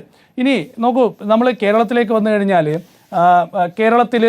കേരളം സ്വാഭാവികമായും വലിയ പ്രതീക്ഷയോടെയാണ് ഈ ബജറ്റിനെ കണ്ടത്. ഇന്ന് റെയിൽവേ മന്ത്രിയുമായിട്ട് ബജറ്റിന് ശേഷം നമ്മുടെ മാധ്യമപ്രവർത്തകർ കണ്ടപ്പോൾ റെയിൽവേ മന്ത്രി കേരളത്തിലെ മാധ്യമപ്രവർത്തകരോട് പറഞ്ഞ എന്താണെന്നറിയാവോ? കേരളം ഒന്നിനോടും സഹകരിക്കുന്നില്ലെന്ന്. അതായത് അതിവേഗ റെയിൽപാത എന്തുകൊണ്ട് കേരളത്തിന് അനുവദിച്ചില്ല എന്ന് ചോദിച്ചപ്പോൾ റെയിൽവേ മന്ത്രിയുടെ പ്രതികരണമാണ്, കേരളം ഒന്നിനോടും സഹകരിക്കുന്നില്ല, കേരളത്തിൽ ഒരു പദ്ധതിയും നടപ്പാക്കാൻ കഴിയുന്നില്ല. ഈ അതിവേഗ റെയിൽ പാതയ്ക്ക് വേണ്ടിയിട്ടാണ് മുഖ്യമന്ത്രി പിണറായി വിജയൻ കേന്ദ്ര റെയിൽവേ മന്ത്രി അശ്വിനി വൈഷ്ണവിനെ കണ്ടത്, KV തോമസിനൊപ്പം. അന്ന് ആ പദ്ധതിയെക്കുറിച്ച് അറിയില്ല എന്നാണ് ഈ മന്ത്രി പറഞ്ഞത്. ഇപ്പോൾ അദ്ദേഹം പറയുന്നു കേരളം ഈ പദ്ധതിയോട് സഹകരിക്കുന്നില്ല എന്നാണ്. ഏതായാലും 7 അതിവേഗ കോറിഡോറുകൾ പ്രഖ്യാപിച്ചിട്ടുണ്ട്, റെയിൽ കോറിഡോർ. അതിപ്പോൾ ചെന്നൈ വരെ എത്തി നിൽക്കുകയാണ്, കർണാടകത്തിൽ ബംഗളൂരുവിലും എത്തി നിൽക്കുന്നുണ്ട്. അപ്പോൾ എന്തുകൊണ്ട് കേരളത്തിലേക്കില്ല? വിഴിഞ്ഞം പോർട്ടുണ്ടല്ലോ കേരളത്തിൽ. അപ്പോൾ ഒരു റെയിൽ കോറിഡോർ കേരളത്തിന് അത്യാവശ്യമാണ്. കാരണം വിഴിഞ്ഞം പോർട്ടുള്ളത് കൊണ്ട് തന്നെ ചരക്ക് നീക്കം വേഗത്തിലാക്കാൻ കേരളത്തെ സംബന്ധിച്ച് അങ്ങനെ ഒരു പാത അത്യാവശ്യമായിരുന്നു. അപ്പോൾ എന്തുകൊണ്ടാണ് കേരളത്തിലേക്ക് അങ്ങനെ ഒരു പാത ഇല്ലാത്തത്? അപ്പോൾ റെയിൽവേ മന്ത്രിയുടെ മറുപടി എന്താണെന്നറിയാവോ? അതായത് കേരളത്തിൽ നിന്ന് ആളുകൾ ചെന്നൈയിലേക്കും ബംഗളൂരുവിലേക്കും പോകുന്നുണ്ടല്ലോ, അപ്പോൾ കേരളത്തിനും അത് ഗുണം ചെയ്യും. അപ്പോൾ ചുമടൊക്കെ ഇങ്ങനെ തലയിൽ തൂക്കി വെച്ച് ആളുകൾക്ക് ബംഗളൂരുവിലേക്കും ചെന്നൈയിലേക്കും പോകേണ്ടി വരും. ഇതാണ് ഈ ബജറ്റിൽ കേരളത്തിന് നൽകുന്ന ഒരു പൊളിറ്റിക്കൽ സന്ദേശം എന്ന് പറയുന്നത്. രാജീവ് ചന്ദ്രശേഖർ പറഞ്ഞ് ശരിയാണ്. കാരണം BJP ഭരിച്ചാൽ മാത്രമേ കേരളത്തിന് വികസനം കിട്ടൂ, അല്ലെങ്കിൽ ഞങ്ങളൊന്നും തരില്ല. ഇതൊരു രാഷ്ട്രീയ മെസ്സേജാണ്, പൊളിറ്റിക്കൽ മെസ്സേജാണ്. 12 ജലപാതകൾ പ്രഖ്യാപിച്ചിട്ടുണ്ട്, ഒരു ജലപാത പോലും കേരളത്തിലില്ല. കേരളത്തിൻ്റെ ഒരറ്റം മുതൽ മറ്റേ അറ്റം വരെ മുഴുവൻ കോസ്റ്റൽ ഏരിയ ആണ്, പക്ഷേ ഒരു ജലപാത പോലും കേരളത്തിന് പ്രഖ്യാപിച്ചിട്ടില്ല. വിഴിഞ്ഞം തുറമുഖത്തിന് ഒന്നും തന്നില്ല. അതുപോലെ തന്നെ മെട്രോ പദ്ധതികൾ നോക്കൂ, ചെന്നൈ, മുംബൈ, കൊൽക്കത്ത, ഇൻഡോർ, ഈ മെട്രോകൾക്കായി കൂടുതൽ തുക നീക്കിവെച്ചു, കേരളത്തിന് ഒരു പണവും തന്നില്ല. ശബരി റെയിൽപാത എത്രയോ കാലമായി കേരളം പറയുന്നതാണ്, ആ പാത സംബന്ധിച്ചും എന്തെങ്കിലും പ്രഖ്യാപനമില്ല. അതിനും എന്തെങ്കിലും തുക നീക്കിവെച്ചതായിട്ട് ഒന്നും അറിയില്ല. നാളെ റെയിൽവേ മന്ത്രി പത്രസമ്മേളനം നടത്തുമ്പോൾ ചിലപ്പോൾ അത് സംബന്ധിച്ച് എന്തെങ്കിലും പറയുമോ എന്നറിയില്ല. ഏതായാലും ധനമന്ത്രി നിർമ്മലാ സീതാരാമൻ്റെ ഈ പ്രസംഗത്തിൽ ഇതുമായി ബന്ധപ്പെട്ട് എന്തെങ്കിലും ഒരു പരാമർശം ഉണ്ടായിട്ടില്ല. ഏതായാലും കേരളത്തെ സംബന്ധിച്ചിടത്തോളം ആകെ ഇപ്പോൾ ഉള്ള ബജറ്റിലെ ഒരു പ്രതീക്ഷ എന്ന് പറയുന്നത് ഈ ധാതു ഒരു ഇടനാഴിയാണ്. അപ്പോൾ കേരളത്തിലെ ധാതുക്കൾ കടത്താനാണോ എന്നാണ് ഇപ്പോൾ കേരളത്തിൽ നിന്നുള്ള പ്രതിപക്ഷ നേതാക്കളൊക്കെ ചെന്ന് ചോദിക്കുന്നത്. കേരളമൊക്കെ തന്നെ ഒന്നടങ്കം ചോദിക്കുന്നത്. കേരളം ഇത്രയും ധാതു സമ്പത്തുള്ള സ്ഥലമാണല്ലോ, അപ്പോൾ ഒഡീഷയ്ക്കൊപ്പം കേരളത്തിൽ നിന്നുള്ള ധാതു സമ്പത്ത് കടത്താനുള്ള ഇടനാഴിയാണോ എന്ന രാഷ്ട്രീയ ചോദ്യമൊക്കെ ഉയർത്തുന്നുണ്ട്. കേരള ബജറ്റിലും ഇതിന് സമാനമായ പദ്ധതി പ്രഖ്യാപിച്ചിട്ടുണ്ട്. ഏതായാലും ഈ പദ്ധതിക്കൊന്നും തന്നെ ഒരു പണവും മാറ്റിവെച്ചിട്ടില്ലെന്ന് വെറുതെ ബജറ്റിൽ ഇങ്ങനെ ഓരോ പദ്ധതിയുടെ പേര് പറയാണ്. 3 എയിംസ് പ്രഖ്യാപിച്ചല്ലോ, അത് എവിടെയാണെന്ന് പറഞ്ഞിട്ടില്ല, അതിനുവേണ്ടി എന്തെങ്കിലും പണം നീക്കിവെച്ചതായി പറയുന്നില്ല. അങ്ങനെ അവ്യക്തമായ പ്രഖ്യാപനങ്ങളാണ് ധനമന്ത്രി നടത്തിയിട്ടുണ്ടെങ്കിൽ തന്നെ നടത്തിയിരിക്കുന്നത്. ഇനി കേരളത്തിൻ്റെ നികുതി വിഹിതത്തിൻ്റെ കാര്യമെടുത്താൽ ഇന്ന് 16ാം ധനകാര്യ കമ്മീഷൻ റിപ്പോർട്ട് പാർലമെൻറ്റിൽ വെച്ചു. ഈ ധനകാര്യ കമ്മീഷൻ റിപ്പോർട്ടിലെ ഒരു പ്രധാനപ്പെട്ട കാര്യം പറയുന്നുണ്ട്. അതായത് റവന്യൂ കമ്മി ഗ്രാൻഡ് ഉണ്ടല്ലോ, റവന്യൂ ഡെഫിസിറ്റ് ഗ്രാൻഡ്, അതിനി മുതൽ നൽകില്ല. കഴിഞ്ഞ 5 വർഷമായിട്ട് കേരളത്തിന് 37,000 കോടി രൂപ അങ്ങനെ ലഭിച്ചിരുന്നു. ഇനിയിപ്പോൾ അങ്ങനെ ഒരു ഗ്രാൻഡ് കേരളത്തിന് കിട്ടാൻ പോകുന്നില്ല. അപ്പോൾ റവന്യൂ ഗ്രാൻഡ് ഇല്ലാതായി. ഇനി ധനക്കമ്മി കേരളം 3% താഴെ നിർത്തി മുന്നോട്ട് പോകണം, കേരളം ഉൾപ്പെടെയുള്ള സംസ്ഥാനങ്ങൾ എന്നാണ് ധനകാര്യ കമ്മീഷൻ പറയുന്നത്. മാത്രമല്ല കടമെടുക്കാൻ പറ്റില്ല, ഇനി കടമെടുപ്പ് പരിധി ഉയർത്തില്ല എന്നുള്ള വ്യക്തമായ സന്ദേശം കേന്ദ്ര സർക്കാർ നൽകുകയാണ്. മാത്രമല്ല നഷ്ടത്തിൽ പ്രവർത്തിക്കുന്ന പൊതുമേഖലാ സ്ഥാപനങ്ങളൊക്കെ വിറ്റുകളയാനാണ് ധനകാര്യ കമ്മീഷൻ പറയുന്നത്. അത് കേന്ദ്ര സർക്കാർ അംഗീകരിച്ച ആ റിപ്പോർട്ട് പാർലമെൻറ്റിൽ വെച്ച് കഴിഞ്ഞു. ഈ രീതിയിൽ നോക്കൂ, സംസ്ഥാനങ്ങളെ സാമ്പത്തികമായി ഞെരുക്കുന്ന ശക്തമായ നിലപാടുകൾ കേന്ദ്രത്തിനുണ്ട്. അപ്പോൾ അത് ഏതൊക്കെ സംസ്ഥാനങ്ങളെയാണ്? പ്രതിപക്ഷ സംസ്ഥാനങ്ങളെ ഉന്നം വെച്ചുകൊണ്ട് കൃത്യമായി അങ്ങനെ നീങ്ങുന്ന ഒരു കൃത്യമായ പൊളിറ്റിക്കൽ മെസ്സേജ് ഈ ഒരു ബജറ്റിലൂടെ കേന്ദ്ര ധനമന്ത്രി നൽകുകയാണ്, കേന്ദ്ര സർക്കാർ നൽകുകയാണ്. കേരളം എന്ന് പറയുന്ന ഒരു തെരഞ്ഞെടുപ്പ് സംസ്ഥാനമാണ്. സ്വാഭാവികമായും കേരളത്തിൽ എന്തൊക്കെയോ ഈ പ്രഖ്യാപനങ്ങൾ ഉണ്ടാകും എന്നൊക്കെയാണ് എല്ലാവരും പ്രതീക്ഷിച്ചത്. പക്ഷേ പതിവ് പോലെ തന്നെ ഇത്തവണ ഒരുപക്ഷെ എന്തെങ്കിലും പ്രഖ്യാപിക്കണമായിരുന്നുവെങ്കിൽ ഒരുപക്ഷെ BJPക്ക് ഇത്തവണ പ്രഖ്യാപിക്കാമായിരുന്നു. കാരണം BJP വലിയ ലക്ഷ്യം വെക്കുന്ന ഒരു സംസ്ഥാനമാണ് കേരളം. തിരുവനന്തപുരം കോർപ്പറേഷനിൽ BJP വിജയിച്ചതിന് പിന്നാലെ അതിനുശേഷം നടന്നിട്ടുള്ള എല്ലാ തെരഞ്ഞെടുപ്പ് റാലികളിലും ഏറ്റവും ഒടുവിൽ BJP അധ്യക്ഷൻ പുതിയ അധ്യക്ഷൻ ചുമതലയേറ്റപ്പോൾ ദില്ലിയിൽ നടത്തിയ പ്രസംഗത്തിലുമൊക്കെ തന്നെ പ്രധാനമന്ത്രി ആദ്യം പറഞ്ഞത് കേരളത്തിൽ തിരുവനന്തപുരം കോർപ്പറേഷൻ നമ്മൾ പിടിച്ചു, ഇനി കേരളം നമ്മൾ പിടിക്കാൻ പോകണം. അങ്ങനെ വഴിനീളം നടന്ന് പ്രസംഗിക്കുകയാണെന്ന് കേരളത്തിൽ തിരുവനന്തപുരം കോർപ്പറേഷൻ BJP പിടിച്ചതുമായി ബന്ധപ്പെട്ട് മോദി. പക്ഷേ നമ്മൾ പ്രതീക്ഷിച്ചെന്താണ്, വലിയ പ്രഖ്യാപനങ്ങൾ ഉണ്ടാകും. പക്ഷേ ഒന്നും അത്തരത്തിൽ കേരളത്തിൽ ഒന്നും തന്നെ ഉണ്ടായില്ല. പക്ഷേ രാജ്യത്തെ സംബന്ധിച്ചിടത്തോളം സാമ്പത്തിക മേഖല വലിയ പ്രതിസന്ധിയിലാണ്. 205 ലക്ഷം കോടി രൂപയുടെ പൊതുകടമാണ് കേന്ദ്ര സർക്കാരിനെ സംബന്ധിച്ചിടത്തോളം ഉള്ളത്. ജിമ്മി പറഞ്ഞതുപോലെ അതിൻ്റെ പലിശ അടയ്ക്കാൻ വേണ്ടി കേന്ദ്ര സർക്കാർ ഓടി നടക്കുകയാണ്. അതാണ് ഇപ്പോഴത്തെ ഏറ്റവും വലിയ പ്രതിസന്ധി എന്ന് പറയുന്നത്. ഈ ബജറ്റിലൊക്കെ തന്നെ ഇപ്പോൾ 12.5 ലക്ഷം കോടിയാണ് അടിസ്ഥാന വികസനത്തിനായി നീക്കി വെച്ചിരിക്കുന്നത്. ഈ പൈസ എവിടെ നിന്ന് കണ്ടെത്തും എന്ന് ഒരുപക്ഷെ നിർമ്മലാ സീതാരാമന് പോലും അറിയില്ല. 40,000 കോടി രൂപയാണ് സെമി കണ്ടക്ടർ മിഷന് വേണ്ടി ഇപ്പോൾ നീക്കി വെച്ചിരിക്കുന്നത്. എവിടെ നിന്ന് കണ്ടെത്തും എന്ന് ധനമന്ത്രി നിർമ്മലാ സീതാരാമൻ തന്നെ പറയണം. അപ്പോൾ 205 ലക്ഷം കോടി രൂപയുടെ പൊതുകടം ഒരു വശത്തുണ്ട്. 10-11 ലക്ഷം കോടി രൂപയുടെ ഈ ഇൻട്രസ്റ്റ് അടയ്ക്കേണ്ട ഒരു സാഹചര്യം കേന്ദ്ര സർക്കാരിനെ സംബന്ധിച്ചിട്ടുണ്ട്. അതിനിടയിൽ ഇങ്ങനെയുള്ള പ്രഖ്യാപനങ്ങൾ നടത്തുന്നു. പക്ഷേ അടിസ്ഥാന മേഖലയ്ക്ക് ഒരു നീക്കിയിരിപ്പുമില്ല എന്നതാണ്. VBG റാംജി ബില്ലിന് പദ്ധതി കൊണ്ടുവന്നപ്പോൾ ഇപ്പോൾ 95 ലക്ഷം കോടി രൂപ ഇതിനുവേണ്ടി പ്രഖ്യാപിച്ചിട്ടുണ്ട്. പക്ഷേ അതിൽ 40% സംസ്ഥാന സർക്കാരിന്റെ വിഹിതമാണെന്ന് ഓർക്കണം. അപ്പോൾ അവിടെയും പണം കുറഞ്ഞു. അപ്പം ഇത് 95,000 കോടി രൂപ 95,000 കോടി രൂപ അതിൽ 40% സംസ്ഥാന സർക്കാരല്ലേ കൊടുക്കേണ്ടത്. ഇപ്പോൾ മഹാത്മാഗാന്ധി ഗ്രാമീണ തൊഴിലുറപ്പ് പദ്ധതിക്ക് വേണ്ടി 30,000 കോടി രൂപ നീക്കി വെച്ചിട്ടുണ്ടെങ്കിൽ പോലും അത് VBG റാംജി ബില്ല് വരുന്നത് വരെ നടപ്പാക്കാൻ വേണ്ടിയാണ്. പക്ഷേ അങ്ങനെ ആകുമ്പോൾ പോലും 88,000 കോടി രൂപയാണ് കഴിഞ്ഞ സാമ്പത്തിക വർഷം നീക്കി വെച്ചത്.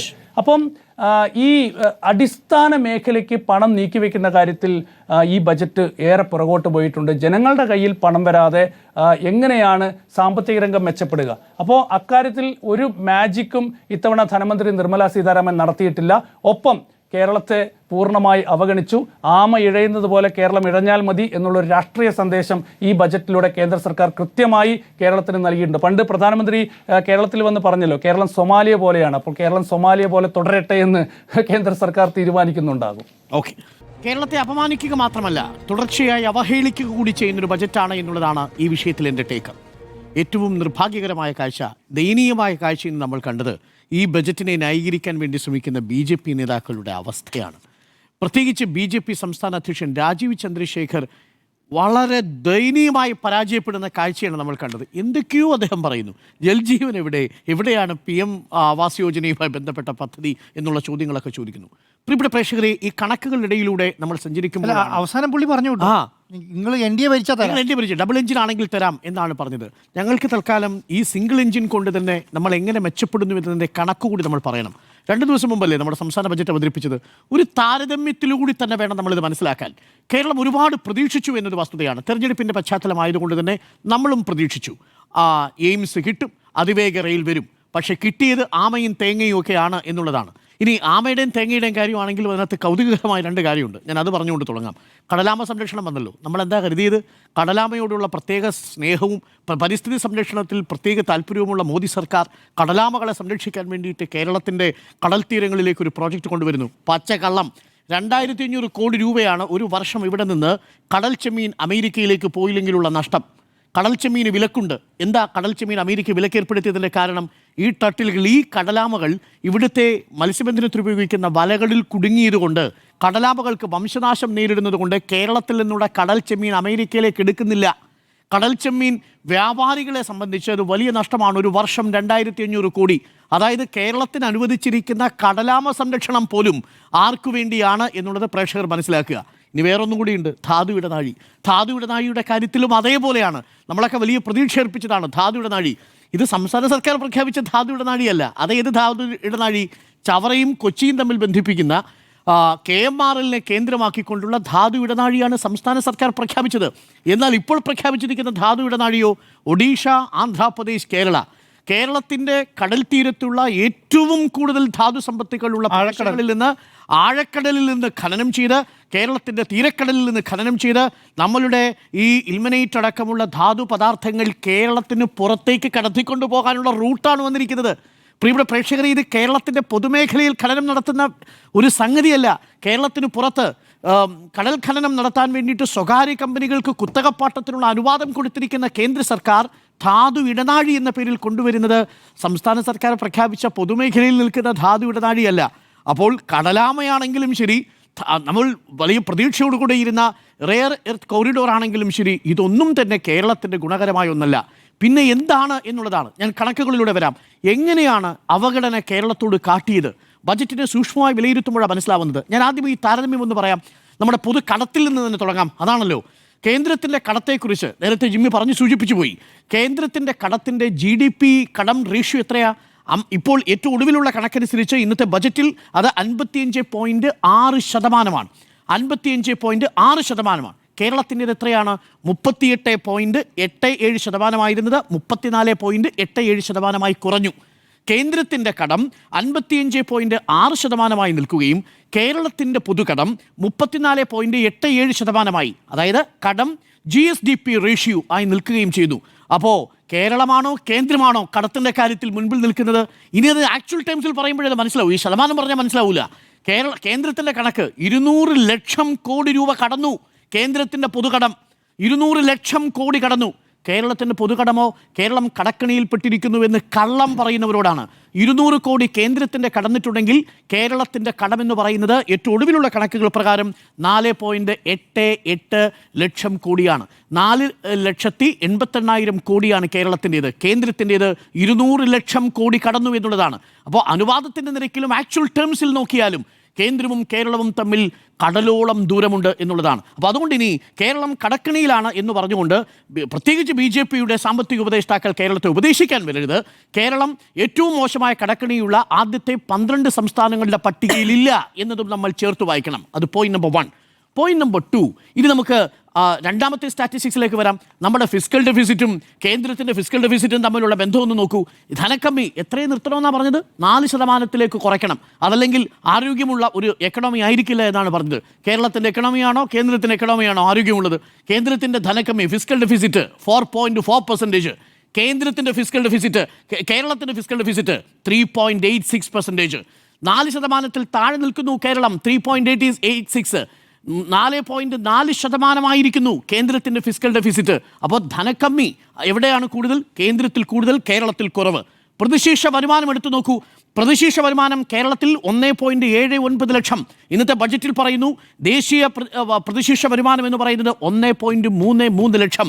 സാമ്പത്തികാവസ്ഥയിലെ അവസ്ഥയാണ് ഞാൻ ഈ പറയുന്നത്.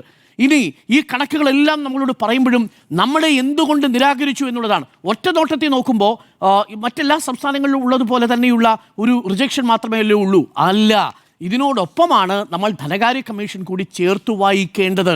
16ാമത് ധനകാര്യ കമ്മീഷൻ്റെ റെക്കമെൻഡേഷൻ കൂടി വായിക്കുമ്പോഴേ ഈ അവഗണന പൂർത്തിയാവൂ. ശരിക്കും പറഞ്ഞാൽ ഇരുട്ടടിയാണ് കേരളത്തിന് കിട്ടിയത് എന്നുള്ളതാണ് ഈ വിഷയത്തിൽ എൻ്റെ ടേക്ക്. കാരണം ബജറ്റിലുള്ള അവഹേളനം, അപമാനം ഒരു വശത്ത്, കൂടാതെ വളരെ കൃത്യമായിട്ട് നോക്കൂ, ഇത് പിൻവാതിലിലൂടെ കേരളത്തെ എങ്ങനെയാണ് ഉപദ്രവിക്കുന്നതെന്ന് ധനകാര്യ കമ്മീഷൻ പ്രത്യക്ഷത്തിൽ പറയുമ്പോൾ എന്താ, കഴിഞ്ഞ തവണത്തതിനേക്കാൾ മെച്ചപ്പെട്ട ഒരു നികുതി ഷെയർ എല്ലാ സംസ്ഥാനങ്ങൾക്കും തന്നിട്ടുണ്ടല്ലോ. 41%. ശരിയാണ്, കഴിഞ്ഞ തവണത്തെ മൊത്തം GSDPയുടെ മൊത്തം നികുതി വരുമാനത്തേക്കാൾ ഇക്കുറി 41% ആകുമ്പോൾ ആക്ച്വൽ ടേംസിൽ കൂടും എന്നാണ് പറയുന്നത്. അല്ല, ആക്ച്വൽ ടൈംസിൽ കുറയാൻ പോകുന്നു. എങ്ങനെയാണ് കുറയാൻ പോകുന്നത്? അതാണ് നേരത്തെ ജിമ്മിയും പിയ സുനിലും സൂചിപ്പിച്ചത്. ഇതിനകത്ത് അതിൻ്റെയോടൊപ്പം പറഞ്ഞു വെച്ചിരിക്കുന്ന ഒരു കാര്യമുണ്ട്. ഗ്രാൻസ് ഇൻ എയ്ഡായിട്ട് നമുക്ക് കിട്ടുന്നത് എപ്പോൾ? ഈ അവശ്യ ഗ്രാൻഡായിട്ട് കിട്ടുന്നത്, റവന്യൂ കമ്മിയുടെ ഗ്രാൻഡായിട്ട് നമുക്ക് കിട്ടുന്നത്. അതായത് ഫിസ്ക്കൽ ഡെഫിസിറ്റ് ഉള്ള സംസ്ഥാനങ്ങൾക്ക് ഒരു ഗ്രാൻഡ് ഇൻ എയ്ഡായിട്ട് കൊടുക്കും. നമ്മുടെ സംസ്ഥാനത്തിന് കഴിഞ്ഞ തവണ ഫിസ്ക്കൽ ഡെഫിസിറ്റിൻ്റെ ഗ്രാൻഡ് ഇൻ എയ്ഡായിട്ട് ലഭിച്ചത് 37,000 കോടി രൂപയാണ്. 37,400 കോടി രൂപ. അവശ്യ ഗ്രാൻഡായി ലഭിച്ചത് 2,412 കോടി. ഇത് രണ്ടും ഇനി മുതൽ ധനകാര്യ കമ്മീഷൻ നൽകൂല എന്ന് പറഞ്ഞാൽ 5 വർഷം കൊണ്ട് കേരളത്തിന് ഫിസ്ക്കൽ ഡെഫിസിറ്റിൽ കിട്ടിയ ഫിസ്ക്കൽ ഡെഫിസിറ്റും ഗ്രാൻഡായിട്ട് കിട്ടിയ, റവന്യൂ ഡെഫിസിറ്റിൻ്റെ ഗ്രാൻഡായിട്ട് കിട്ടിയ, ഒപ്പം തന്നെ അവശ്യ ഗ്രാൻഡായിട്ട് കിട്ടിയ 40,000 കോടി ഇനി മുതൽ ഉണ്ടാവില്ല. 40,000 കോടി എന്ന് പറഞ്ഞാൽ എത്ര വരും? ഒരു വർഷം 8,000 കോടി വരും. ആ 8,000 കോടി മതി കേരളത്തിൽ 62 ലക്ഷം ആളുകൾക്കും പെൻഷൻ കൊടുക്കാൻ ആവശ്യമായ തുകയാണ് ഒരു വർഷം റദ്ദ് ചെയ്യപ്പെട്ടു പോകുന്നത്.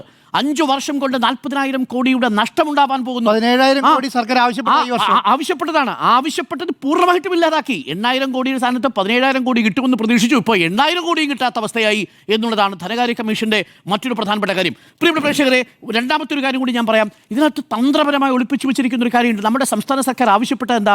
50% മാറ്റണം ഈ ഡിവിസീവ് പൂളിൽ നിന്ന്, കേന്ദ്രത്തിന് ലഭിക്കുന്ന നികുതിയിൽ നിന്ന്, കേന്ദ്രത്തിൽ നിന്ന് ലഭിക്കുന്ന ഗ്രാൻസിന് ഏഴിൽ നിന്നുള്ള നമ്മുടെ വിഹിതം വർദ്ധിപ്പിക്കണം. അതിൽ നികുതിയുടെ കാര്യത്തിൽ മാത്രം അത് 41% എന്നുള്ളത് 50% ആക്കണമെന്ന് പറയുമ്പോൾ അത് ചെയ്യാതെ 41% മാറ്റുക മാത്രമല്ല ചെയ്തത്. നോക്കൂ, നിലവിൽ നമുക്ക് ലഭ്യമാകേണ്ടിയിരുന്ന വരുമാനത്തിൽ നിന്ന് ഡിവിസീവ് പൂളിൽ ഉണ്ടായിരുന്ന പലതും ടാക്സിൽ നിന്ന് മാറ്റി സർചാർജിലേക്കും സെസ്സിലേക്കും എടുത്തു മാറ്റി. അതിന് ശേഷമാണ് നമുക്ക് കിട്ടുന്നത്. അതിനുശേഷമുള്ള നികുതിയുടെ വീതം വയ്ക്കലാണ് നമുക്ക് കിട്ടുന്നത് എന്നുള്ളതാണ്. മൂന്നാമത്തെ ഒരു കാര്യം, നോൺ ടാക്സ് റവന്യൂവിൻ്റെ കാര്യത്തിൽ കേന്ദ്രം വലിയ വർധന ഉണ്ടാക്കിയിരിക്കുന്നു. 1 ലക്ഷം കോടിയിൽ നിന്ന് 3.25 ലക്ഷം കോടിയായിട്ട് നോൺ ടാക്സ് റവന്യൂ വർദ്ധിച്ചു. അതിൻ്റെ എന്തെങ്കിലും വിഹിത സംസ്ഥാനത്തിന് കിട്ടുമോ? 1 ഇഞ്ച് കിട്ടൂല എന്നുള്ളതാണ്.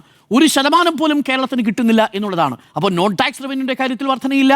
നമുക്ക് കിട്ടിയിരുന്ന റവന്യൂ ഡെഫിസിറ്റിൻ്റെ ഗ്രാൻഡായിട്ടും അവശ്യ ഗ്രാൻഡായിട്ടും ധനകാര്യ കമ്മീഷൻ റെക്കമെൻഡ് ചെയ്തിരിക്കുന്നത് പ്രകാരം കിട്ടുന്നില്ല എന്നുള്ളതാണ് അടുത്ത കാര്യം.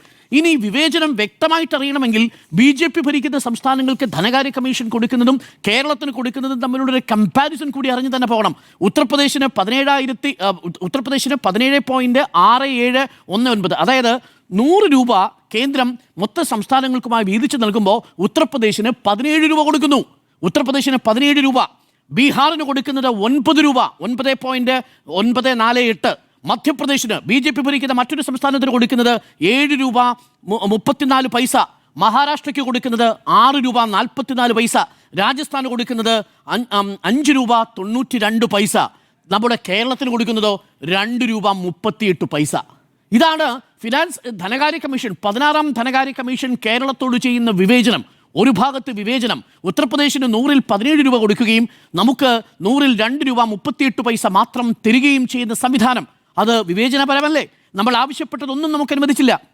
വിഴിഞ്ഞത്തിൻ്റെ ഞാൻ പ്രതീക്ഷിച്ചു ഒരുപക്ഷെ ഈ ബജറ്റിലെങ്കിലും ആ VGF ഫണ്ട് അങ്ങ് ലോണ് എന്ന നിലയിൽ നിന്ന് മാറ്റി അത് ഫണ്ടായിട്ട് കൊടുത്തേക്കാമെന്ന് തീരുമാനിച്ചു. വിഴിഞ്ഞമെന്നൊരു വാക്ക് പരാമർശിച്ചിട്ടില്ല. വയനാടിനെ കുറിച്ചൊരു വാക്ക് പരാമർശിച്ചിട്ടില്ല. നമ്മുടെ സാധാരണ കർഷകരെ കുറിച്ചൊരു വാക്ക് പരാമർശിച്ചിട്ടില്ല. തീരദേശ തൊഴിലാളികളെ കുറിച്ചൊരു വാക്ക് പരാമർശിച്ചിട്ടില്ല.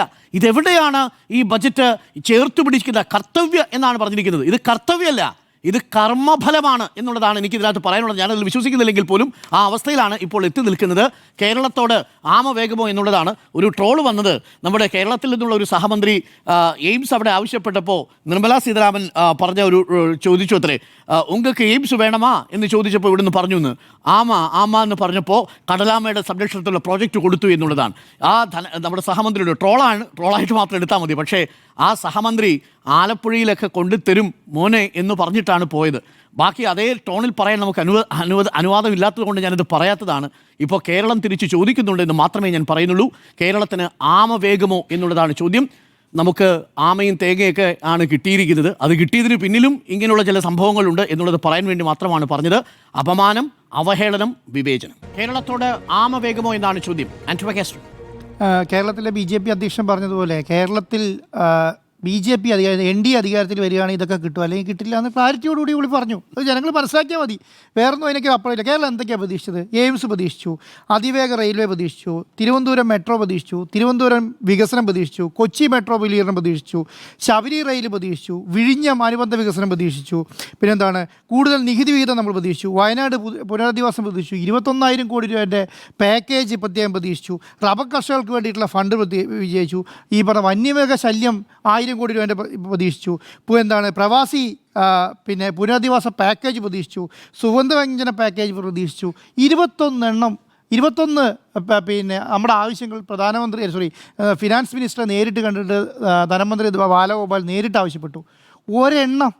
ഒന്നും തരാതെയാണ് ആമയും തേങ്ങയൊക്കെ തന്നതെന്ന് ആലോചിക്കണം. ഇനിയിപ്പോൾ എന്താ കൊടുക്കാൻ പറ്റുമെന്നറിയാം. ആകെ എല്ലാ വീട്ടിലും ഒരു ആമ കുഞ്ഞുങ്ങളെയും ഒരു തെങ്ങും തേങ്ങയും കൊടുക്കാൻ പറ്റും. വേറെ ഒന്നും കൊടുക്കാനില്ല. കാരണം ഒന്നും തന്നിട്ടില്ല കേരളത്തിൽ നിന്ന് ഒരു സാധനം. അപ്പോൾ എന്തെങ്കിലും ഒന്ന് കേരളത്തിലെ MPമാർ അവിടെ കേരളം എന്ന് വിളിച്ചു പറയുകയാണ്. അതാണ് ആകെ കേരളത്തിൽ നിന്ന് പേര് ആ പാർലമെൻറ്റിൽ മുഴങ്ങിയത്. കേരളത്തിലെ MPമാർ വിളിച്ചു പറഞ്ഞല്ലാതെ ഒരക്ഷരം കേരളത്തെക്കുറിച്ച് മിണ്ടിയിട്ടില്ല എന്നുള്ളതാണ്. അപ്പോൾ ഞാൻ പറയുന്നത് ഈ വികസിത ഭാരതം വികസിത കേരളം എന്നാണല്ലോ BJP-ക്കാർ പറയുന്നത്. ഈ വികസിത കേരളം എന്ന് പറഞ്ഞ് എന്തുകൊണ്ടായിരിക്കുന്നത്? ഓൾറെഡി വികസിച്ചു, ഇനി നിങ്ങൾക്കൊന്നും തരാൻ ഉദ്ദേശിക്കുന്നില്ല എന്ന് വിചാരിച്ചിട്ടാണ് തോന്നുന്നുണ്ട്. കാരണം അവരാണ് വികസിത ഭാരത്, വികസിത കേരള എന്ന് പറഞ്ഞുകൊണ്ടിരിക്കുന്നത്. കാരണം ഓൾറെഡി നിങ്ങൾ വികസിച്ചിട്ടുണ്ട്. അതുകൊണ്ട് നിങ്ങൾ ഒന്നും വേണ്ട, ഇനി എന്തെങ്കിലും വികസിക്കണമെങ്കിൽ ഞങ്ങളെ അധികാരത്തിൽ കൊണ്ടുവന്നാൽ വികസിപ്പിക്കാം എന്നുള്ളതാണ്. ഏതോ പിണറായി വിജയൻ മുഖ്യമന്ത്രി പറഞ്ഞതുപോലെ എന്താണ് ഒരു ശത്രുതാ മനോഭാവത്തോടു കൂടിയിട്ടാണ് കേരളത്തോട് പെരുമാറുന്നത്. അത് നിങ്ങൾ അത്രയ്ക്കായോ, നിങ്ങൾ ഇത്ര വികസിച്ചോ, എന്നാൽ പിന്നെ കാണിച്ചു തരാം, ഞങ്ങളൊക്കെ ആ ലെവലിലേക്ക് എത്തട്ടെ എന്നുള്ള ലൈനിലേക്ക് ഒരു നിലപാടെടുക്കുക. ഒന്ന് ആലോചിക്കുക, ഈ പറഞ്ഞ സാധാരണ BJP നമുക്ക് തരുമെന്ന് പ്രതീക്ഷിക്കേണ്ട. ഇന്ത്യയിൽ മൊത്തത്തിൽ മഴ പെയ്യുന്ന സമയത്ത് പിന്നെ ചീര നനയുന്ന പോലെയാണ്. മനസ്സിലായോ? വാഴ നനയുമ്പോൾ ചീര നനയും എന്ന് പറയുന്ന പോലെ കേരളത്തിനാണ് കിട്ടിക്കൊണ്ടിരുന്നത് ഇത്രയും നാളും. അതൊന്നും കിട്ടിക്കൊണ്ടിരുന്നിട്ടില്ല. അപ്പം ഇതുപോലെ തന്നെയാണ് അവസ്ഥ. ഇപ്പം ഞാൻ പറയാം, ഇലക്ഷൻ നടക്കുമ്പോഴേക്കും എന്തെങ്കിലും, കാരണം ഇലക്ഷൻ നടക്കുന്ന സമയത്താണല്ലോ നമ്മൾ സൊമാലിയ കേൾക്കുന്നത്, ഇലക്ഷൻ നടക്കുന്ന സമയത്താണല്ലോ നമ്മൾ വികസിതം കേൾക്കുന്നത്, ഇലക്ഷൻ നടക്കുന്ന സമയത്താണല്ലോ തിരുവനന്തപുരത്ത് പിന്നെ ഒളിമ്പിക്സും തിരുവനന്തപുരത്തെ തിരുവനന്തപുരം മെട്രോ സ്റ്റേഷനും ഒക്കെ നമ്മൾ കേട്ടത് ഈ ഇലക്ഷൻ നടക്കുന്നത്. അപ്പോൾ ഇലക്ഷൻ നടക്കുന്ന സമയത്തെങ്കിലും കേരളത്തിൽ എന്തെങ്കിലും കിട്ടുമെന്നാണല്ലോ പ്രതീക്ഷിക്കുന്നത്. തൊട്ടടുത്ത പ്രാവശ്യം 2 മാസം കഴിഞ്ഞ ഇലക്ഷനാണ്. അപ്പോൾ ഇലക്ഷനെ സംബന്ധിച്ചിടത്തോളം ഞാൻ ഈ കാഞ്ചീപുരം സാരിയൊക്കെ കൊടുത്ത് പിന്നെ ധനമന്ത്രി വന്ന സമയത്ത് നമ്മൾ പ്രതീക്ഷിക്കുന്നത് എന്താണ്? വലിയ രീതിയിലുള്ള സൗത്ത് ഇന്ത്യൻ പ്രഖ്യാപനങ്ങൾ ഉണ്ടാവും എന്നാണ് പ്രതീക്ഷിക്കുന്നത്. 2 പിന്നെ അതിവേഗ ട്രെയിൻ കൊടുത്തു തമിഴ്നാടിന്. ഒരെണ്ണം നമുക്ക് തന്നുകൂടായിരുന്നോ? തന്നില്ലല്ലോ. 7 എണ്ണം പ്രഖ്യാപിച്ചു, ഒരെണ്ണം തന്നില്ല. 12 ജലഗതാഗതം പ്രഖ്യാപിച്ചു, നമുക്ക് ഒരെണ്ണം പോലും തന്നിട്ടില്ല എന്നുള്ളതാണ്. ഇന്ത്യയിലേക്ക് മുഴുവൻ തേങ്ങയ്ക്ക് കൊടുത്തതാണ് കേട്ടോ, കേരളത്തിൽ മാത്രം തേങ്ങ വന്നതല്ല, അങ്ങനെ പ്രതീക്ഷിക്കുകയും വേണ്ട. ഇന്ത്യയിലേക്ക് മൊത്തം തേങ്ങയ്ക്ക് കൊടുത്തപ്പോൾ കിട്ടിയതാണ്. കടലാമേൻ്റെ കാര്യം അരുൺ സാറ് പറഞ്ഞു. ഈ കടലാമയും കൂടി ഇല്ലായിരുന്നെങ്കിൽ അവസ്ഥ അപ്പോൾ ഒരു കാര്യം മനസ്സിലാക്കി, അതേ പറഞ്ഞു 320 കോടിൻ്റെ കാര്യം പറഞ്ഞു, അതാണ് പറയുന്നത്. അപ്പം നമ്മളെ സംബന്ധിച്ചിടത്തോളം എന്താണ്, കേരളത്തെ സംബന്ധിച്ചിടത്തോളം എല്ലാത്തിനും കൂടിയാ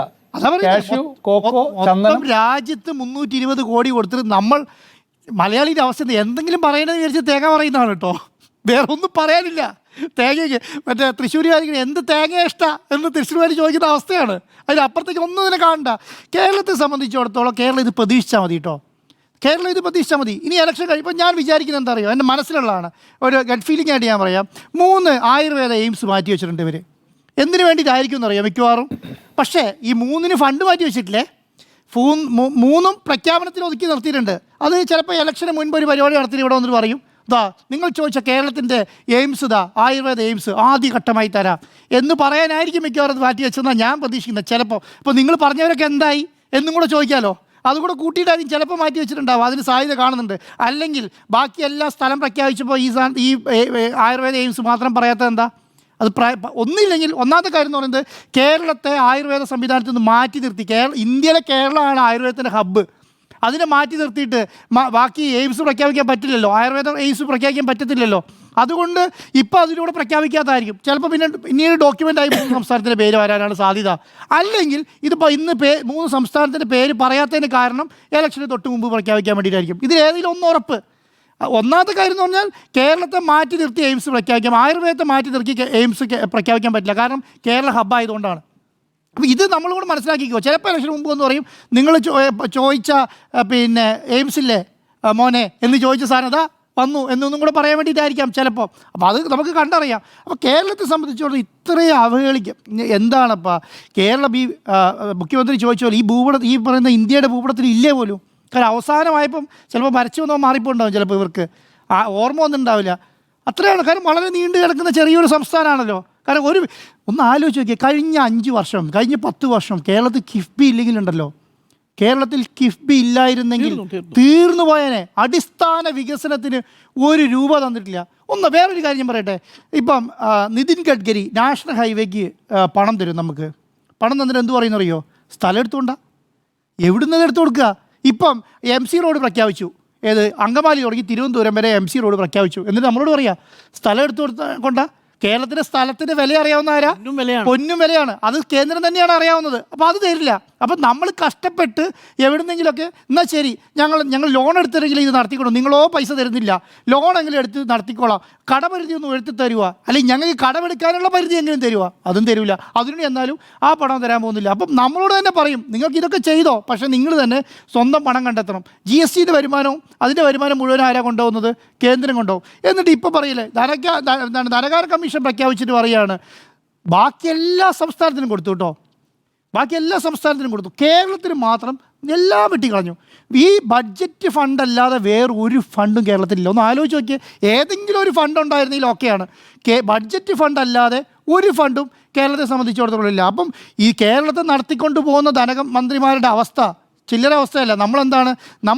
നമ്മൾ ഈ പറയുന്ന നല്ല വീടുകളിലാണ് താമസിക്കുന്നത്, നമ്മൾ നല്ല റോഡുകളിലാണ് യാത്ര ചെയ്യുന്നത്, നമ്മൾ പിന്നെ നല്ല ഹോസ്പിറ്റലാണ് കിടക്കുന്നത്, ചികിത്സിക്കുന്നത്, നമ്മൾ നല്ല ഹോട്ടലുകൾ, ഇന്ത്യയിലെ ഏറ്റവും കൂടുതൽ 5 സ്റ്റാർ ഹോട്ടലുകളുള്ള സംസ്ഥാനം കേരളമാണ്. അപ്പം ഇത്രയും ലെവലിലേക്ക് നമ്മൾ വളർന്നത് നമ്മൾ കഷ്ടപ്പെട്ടുണ്ടാക്കിയ പിന്നെ ഒരു ബേസാണ്, അല്ലാതെ കേന്ദ്രം തന്നിട്ടാണെന്ന് വിചാരിക്കുകയേ വേണ്ട. ഈ മറുനാട്ടിൽ പോയി മലയാളി പണിയെടുത്ത് അവിടുന്ന് കിട്ടുന്ന പണം മുഴുവൻ കേരളത്തിൽ കൊണ്ട് ഇൻവെസ്റ്റ് ചെയ്ത് ഉണ്ടാക്കിയെടുത്ത ഒരു വലിയ ഇൻഫ്രാസ്ട്രക്ചറാണ് കേരളത്തിലുള്ളത്.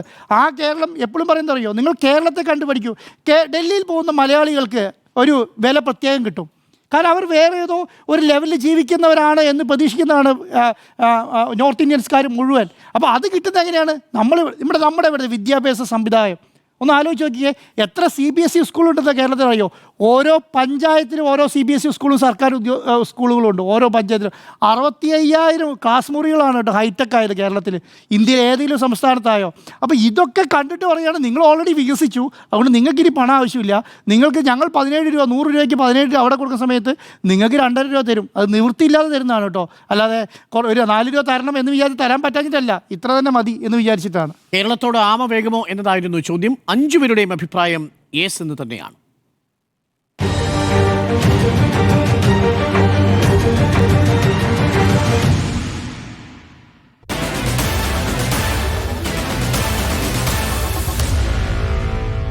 Meet the editors.